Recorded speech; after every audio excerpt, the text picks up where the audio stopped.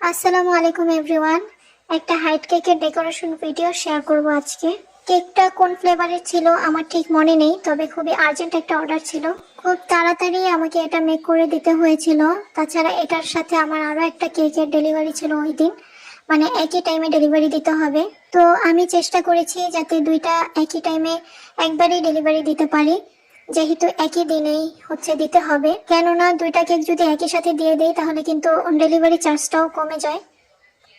যার কারণে আমি খুব তাড়াহুড়ো করে এই কেকটা মেক করেছিলাম এবং একই সাথে ডেলিভারি দিয়ে দিয়েছিলাম। এত কম টাইমে কাস্টমার আমাকে একটা রেফারেন্স পিকচার দিয়েছিল, যেটার মধ্যে যেই রিবনটা ছিল সেই রিবনটা সেম ছিল না আমার কাছে, যেটা আমি বলে দিয়েছিলাম কাস্টমারকে।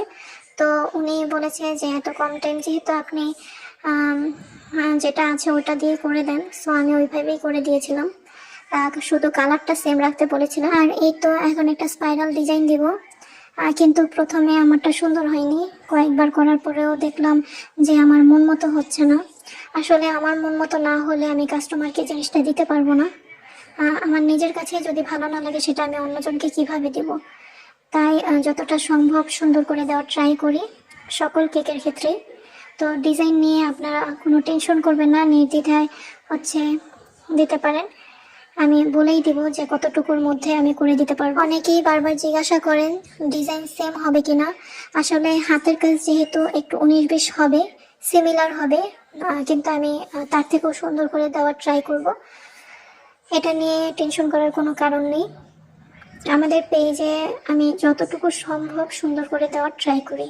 রিবনগুলো লাগানোর পরে দেখলাম একটু বড় হয়েছে, তাই আমি সাইজ মতো কেটে নিচ্ছি। রেফারেন্স পিকচারে কিন্তু এতগুলো সুগার বল ছিল না, কিন্তু আমি নিজে থেকে এটা অ্যাড করে দিয়েছি সৌন্দর্যের জন্য। আসলে সুন্দর দেখতে হবে, এটার জন্য আমাকে যা অ্যাড করতে হয় তাই অ্যাড করি। কেকটা কেমন হয়েছে